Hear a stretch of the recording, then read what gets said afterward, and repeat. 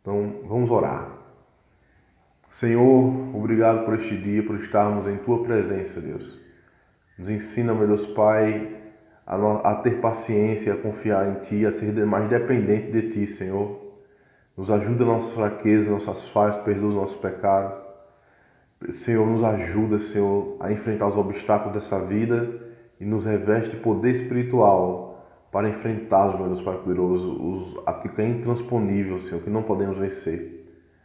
Segure nossas mãos, não nos deixe desviar nem para a esquerda nem para a direita. Abençoa nossas vidas, nossas casas. Livre o nosso país, Senhor, a nossa nação, dessas pandemias, dessa pandemia, Senhor, e dos problemas, Senhor, que podem acarretar dela. Em nome de Jesus. Amém. Bem, se você tem nos acompanhado, estamos trabalhando a Escola Bíblica Dominical, toda no livro de Apocalipse, né, nesses últimos dias. O livro de Apocalipse é o último livro da Bíblia e nós já estamos no capítulo 5, vamos trabalhar o capítulo 5 hoje, né? Para você que não conhece bem a Bíblia, né, o livro de Apocalipse é aquele livro que encerra ali os 66 livros da Bíblia e que narra fatos ligados ao final dos tempos, né?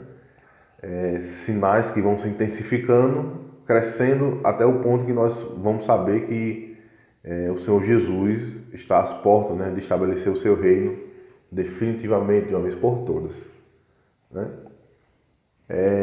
Então vamos de forma didática, né?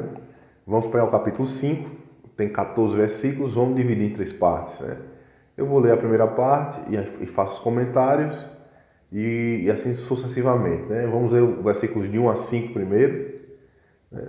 E logo após a gente continua a partir do versículo 6, certo? Lembrando que o capítulo 5 é a continuação da visão do capítulo 4. E o capítulo 4, ele narra a visão do céu, né? Quando João ele olha para cima, vê uma porta aberta, né? E um anjo diz: olha, sobe cá, João, né? E quando ele sobe, ele tem uma visão do lugar mais íntimo do trono de Deus, né? No trono celestial, lá no céu, onde Deus está manifesto, né? E lá ele vê 24 anciãos, né? Anciões sentados sobre 24 cadeiras, e eles têm coroas de ouro. Ele vê 4 seres viventes, né? Esses seres nós vimos que há paralelo deles, né? Em Isaías capítulo 6, né? No Antigo Testamento, Ezequiel capítulo 1 no Antigo Testamento, né? E esse paralelo, né, nos dá a entender de que são seres reais, né? Que não é só uma visão simbólica que João está vendo, mas que são seres reais, né? E que no meio dos seres, né, os seres estão rodeando um trono, né?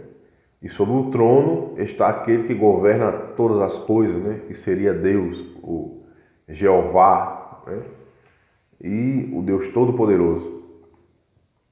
Então João tem essa visão do céu, quem está na visão e o que está fazendo, né?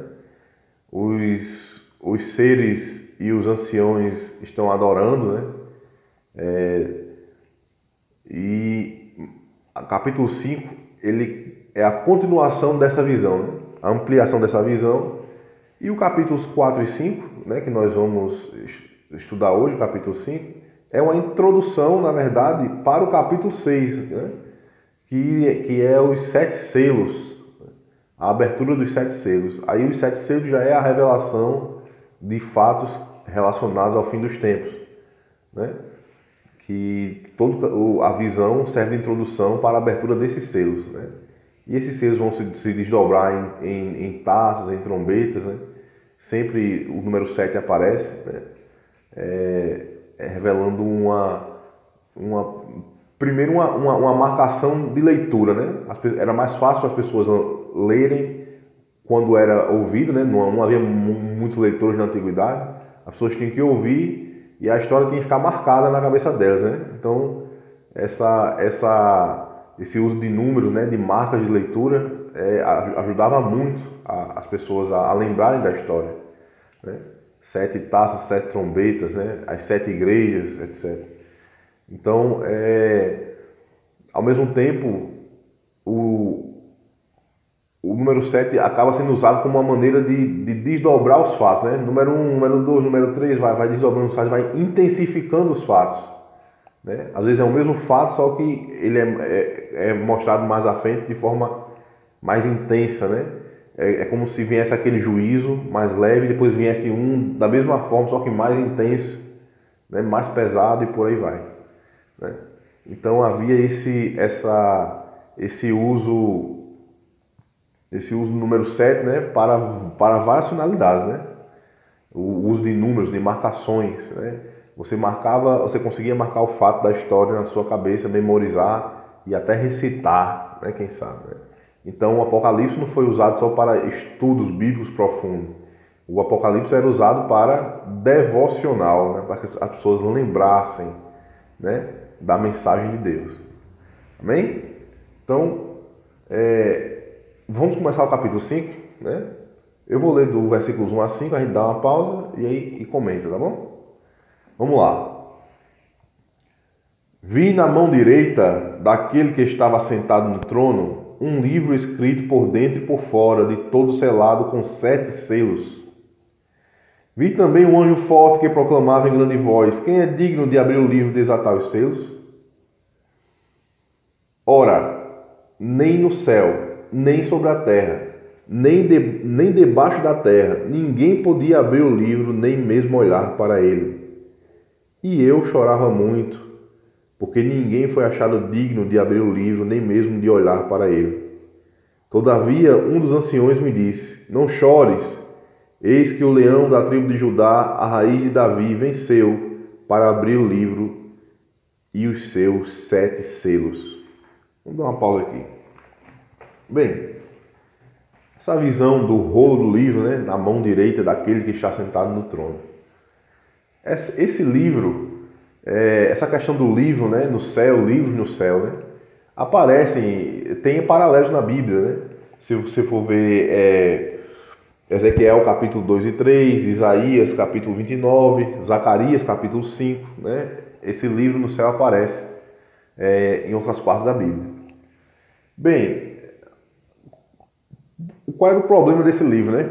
Porque houve tanto drama em torno deste livro. Se você ler o capítulo de trás para frente, você vai entender, né? De forma mais clara.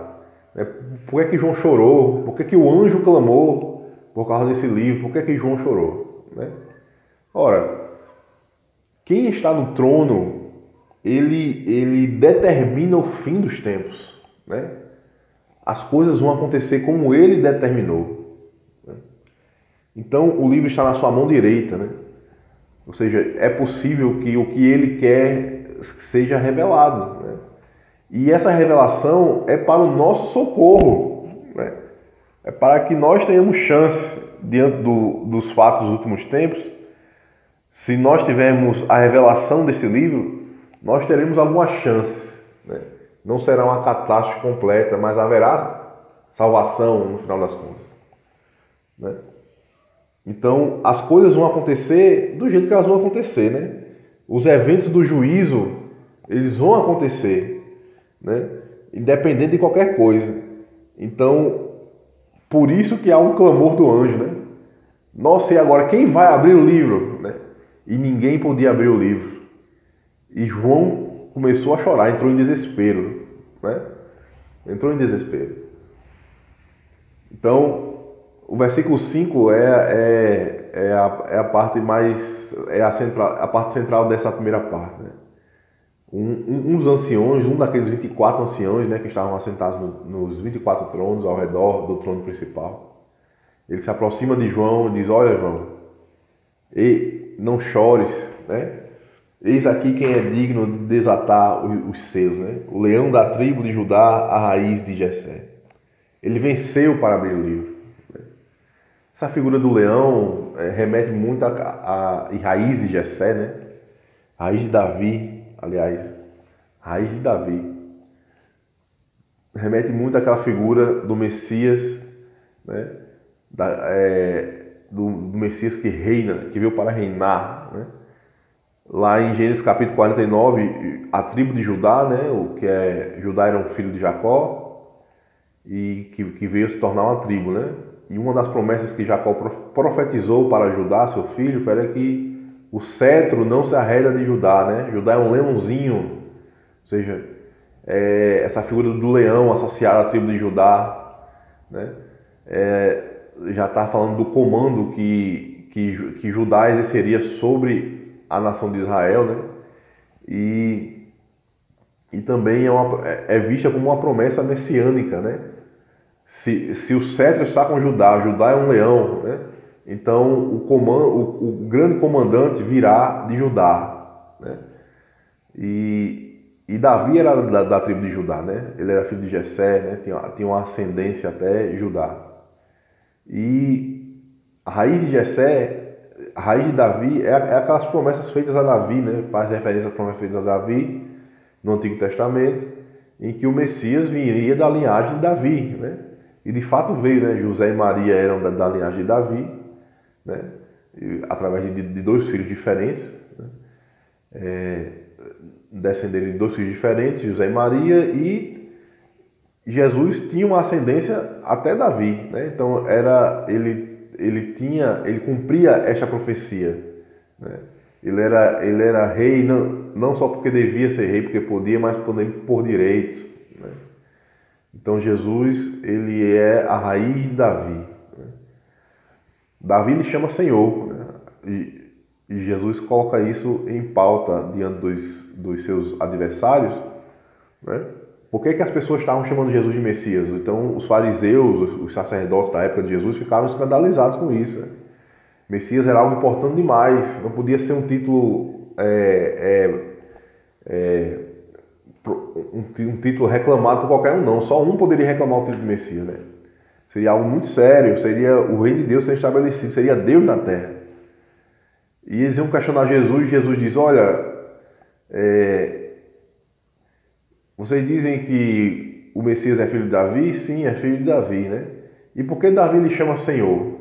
Aí ele cita o Salmo 110, né? Salmo de Davi, que diz: disse o Senhor ao meu Senhor, né? Disse Deus a Deus, disse Jeová a Jeová, né? Assenta-te à minha direita, né? Assenta-te à minha direita, até que põe os teus inimigos por cabelos dos teus pés, né? Aí, se Davi lhe chama Senhor, quem é seu filho?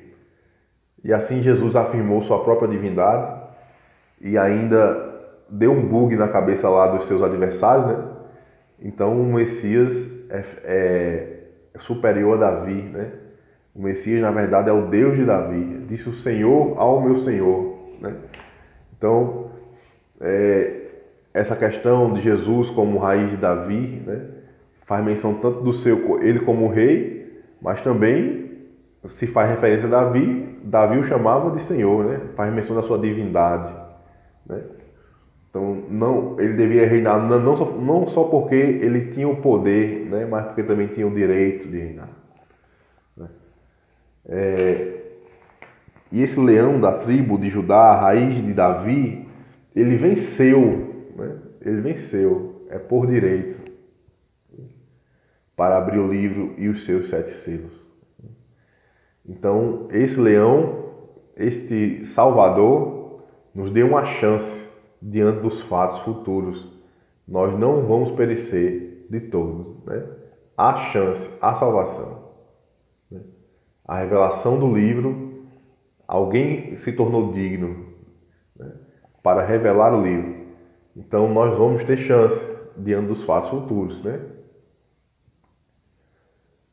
A segunda parte, o versículo 6 até o versículo 10 diz assim: Então vi no meio do trono e dos 4 seres viventes, e entre os anciãos, de pé, um cordeiro, como tendo sido morto.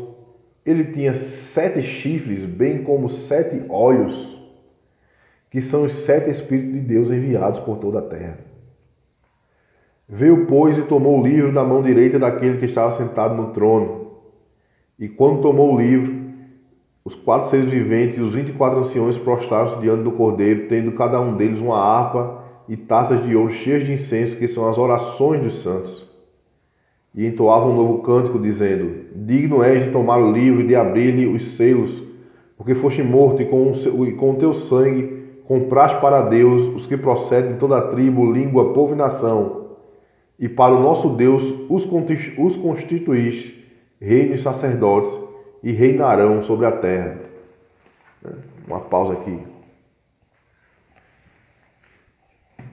Então, essa visão, né, essa visão celestial que João está tendo ali, ela tem paralelos na Bíblia, né?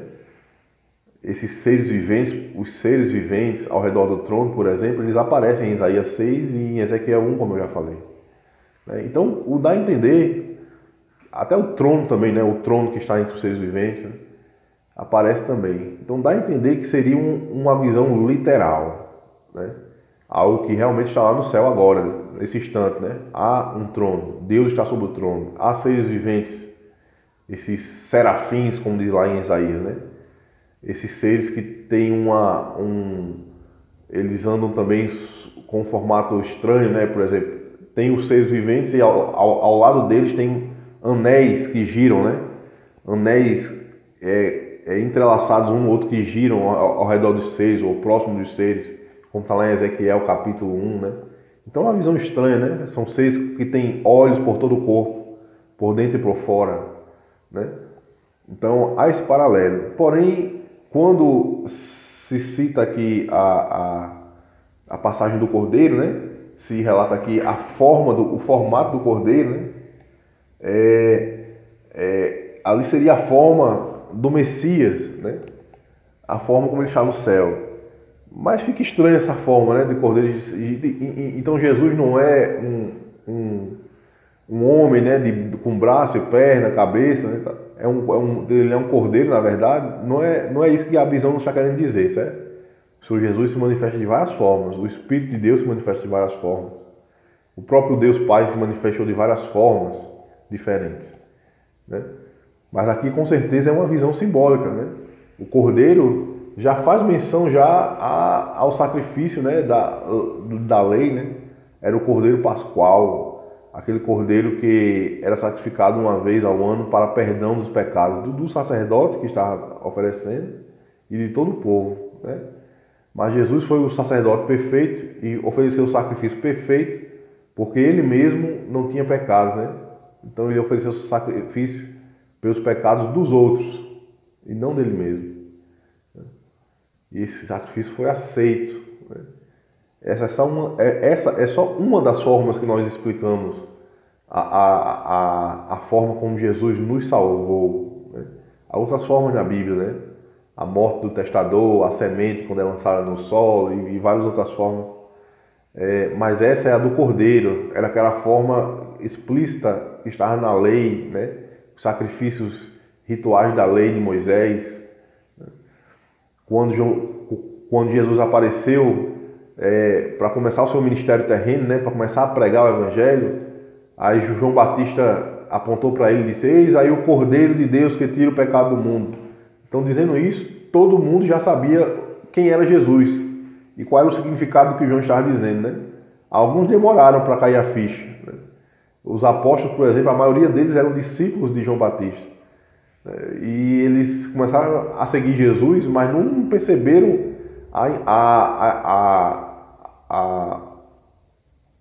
a real dimensão de quem Jesus era, né? E só depois que a ficha deles foi caindo e entenderam que se tratava de uma manifestação divina, né? E alguns deles até ficavam com medo de Jesus, né? Tiveram medo em vários momentos de Jesus, né? Outros só vinham a se converter depois de muito tempo, né? Jesus ensinava, eles aprendiam, mas não descia para o coração e demoraram a aprender, a se converterem de fato, né? Bem, e tem uma cena interessante aqui, né? Que é o incenso como sendo as orações dos santos, né? As orações dos santos, né? Tem forma e cheiro no céu, né? Interessante isso. Mas isso acaba sendo uma figura agradável, né? Eu acredito que seja uma figura simbólica, né? Uma taça cheia de incenso, que são as orações dos santos, né?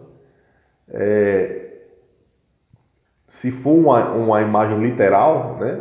Se realmente há anciões lá com taças cheias de incenso, que são orações, oferecendo a Deus, né? Então significa que há um ministério no céu que traduz, né, as nossas orações e transforma aquilo em algo precioso, né? Permanente ali diante do trono de Deus, né? Então é como dizer que as nossas orações não são perdidas, né? São guardadas como um tesouro para Deus por toda a eternidade, né? Mas eu acredito mais que a simbologia aí do incenso, como simboliza na oração, ele simboliza mais algo que é agradável a Deus, né? É um agrado a Deus, né? Mas não é um agrado a Deus de maneira fútil e simplória, né?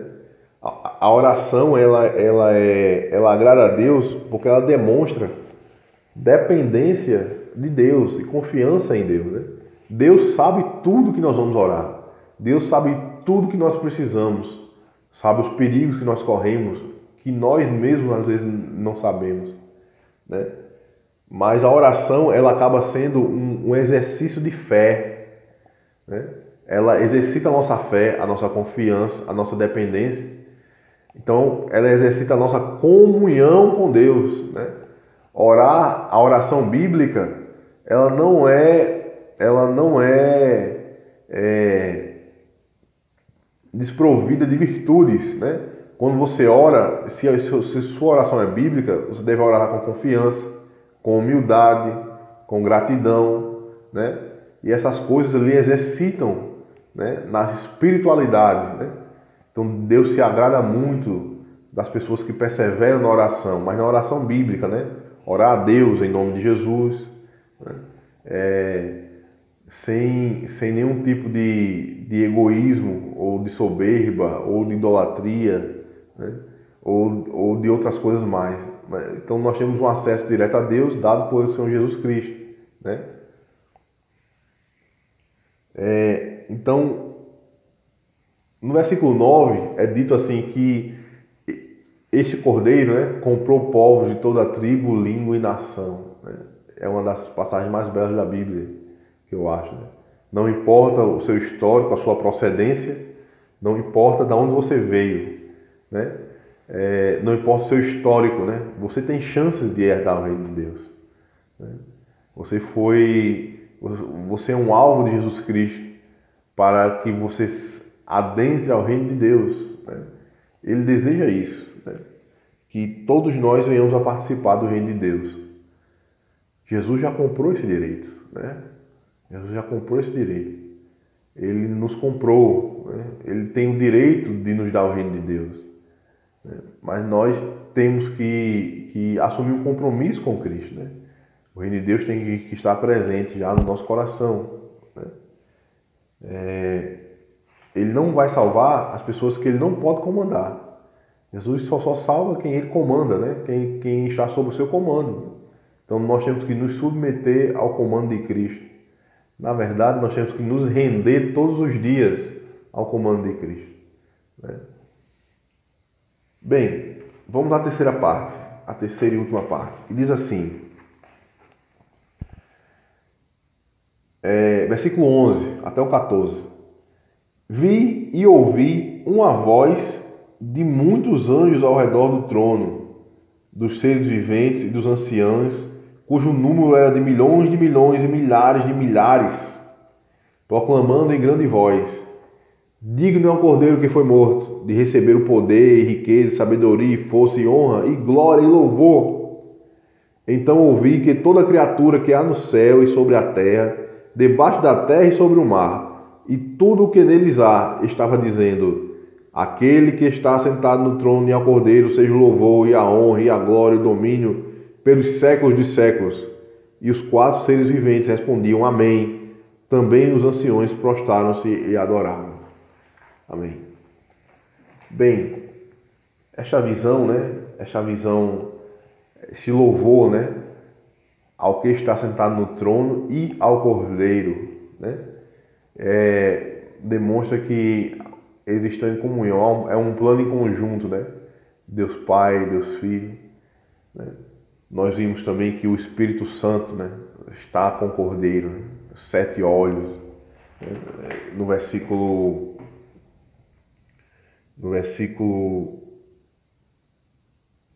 6, né? 7 olhos, que são os 7 Espíritos de Deus enviados por toda a terra, né? Nós sabemos que Deus é onipresente, né? Mas quando a Bíblia diz que Ele está sendo enviado a toda a terra, significa que sua presença será notada, né? Deus está presente em todos os lugares, mas Ele não é notado em todos os lugares. Mas quando vem essas expressões enfáticas, né? Que Ele é enviado, que Ele anda no meio do povo, né? Então, a sua presença será notada, né? As pessoas vão notar, né, que o Deus, né, que o Deus Criador está ali próximo delas. Então, essas expressões enfáticas significam isso, né? Deus será notado, né?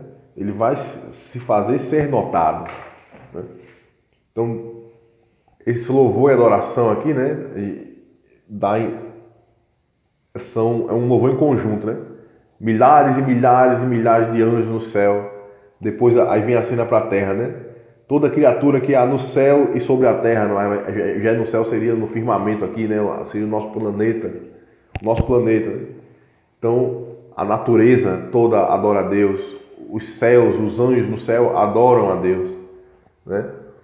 Então, esse plano, né, determinado pelo trono, né, vai ser cumprido e faz parte do plano o Cordeiro revelar, né, abrir os seus selos, né? O rolo do livro, o Biblos, né, livro, Biblos, dá a entender que havia camadas no rolo, né? Ou seja, ele quebrava um selo, tinha acesso à primeira parte, quebrava o segundo selo, tinha acesso à segunda parte, ia desenrolando o rolo e desenrolando a revelação, quebrando a cada selo, né? E o plano ia sendo revelado, e no final das contas nós vamos ver que, apesar de uma conjuntura totalmente imprevisível, né? Vários reinos e nações fazendo tudo o que quer, tem o anticristo, aí tem a reação das pessoas, aí tem o céu, os anjos no céu, os demônios também atuando nos ares, né? Satanás. E apesar de toda a conjuntura, apesar de todos os atores envolvidos, o Senhor mostra que no final das contas a vontade dele é que vai prevalecer, não importa a conjuntura, né? Ele vai acertar no final das contas, né? Ele acerta no final das contas. Então, quando Cristo assumir, né, as coisas serão como devem ser, né? E nós voltaremos ao prumo e vamos seguir em paz a nossa caminhada. Seguiremos em paz a nossa caminhada. Todos esses males vão deixar de existir. Então Cristo, ele vai comandar, né? Ele, não só porque ele também, não é só porque ele pode, mas porque ele também merece comandar. Ele deve comandar, né? É por direito e por opção de todos, né?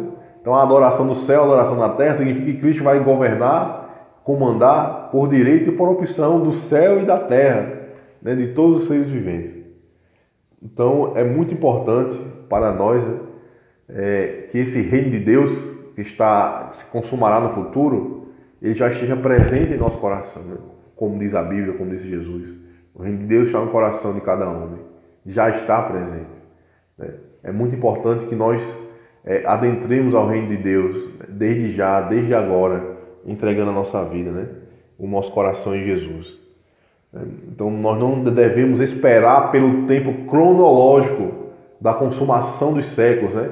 O reino de Deus só lá para o futuro. Devemos adentrar agora, hoje, ao reino de Deus, pelo poder que Jesus nos outorgou, né? Pelo seu Espírito Santo, nós temos a possibilidade de se aproximar de Deus desde já, desde agora, participar do seu reino. Amém. Então, foi um panorama aqui do capítulo 5, né? Com uma rápida aplicação. Espero que você seja edificado por essa palavra. Vamos orar. Quero orar por você. Senhor, meu Deus, obrigado, Senhor, por esse momento que passamos em Tua presença. Meu Deus Pai, ajuda, Senhor, a audiência, meu Deus Pai, a internalizar no seu coração esta mensagem, que o reino de Deus está próximo, Senhor, e deve estar em cada coração, desde já, desde agora. Nos ensina a nos submeter, a nos render ao Teu reino, Senhor, em nome de Jesus. Ajuda, meu Deus Pai poderoso, como antes nós oramos, meus Pai, os parentes do Jansen, Senhor, que se foi, e os meus colegas, Senhor, de trabalho, os meninos que estão acolhidos lá na unidade de acolhimento 3, também os meus parentes, meus pais, meus primos que estão com suspeita desse vírus, na pandemia, minha prima Eliane, Senhor, que está internada, entubada. Meu Deus Pai, livra a tua serva do mal, Senhor. Meu Deus Pai poderoso, dá graça, Senhor, à família para passar a suportar esse momento. Nos ajuda, meu Deus Pai, nas nossas fraquezas. Não nos deixe entrar em desespero, mas nos ensina a paz, a confiança, a dependência em Ti. Meu Deus Pai, nos ensina a confiar. Aumenta a nossa fé, Senhor. Nos ajuda. Em nome de Jesus, cumpre a Tua vontade na nossa vida. Amém. Amém.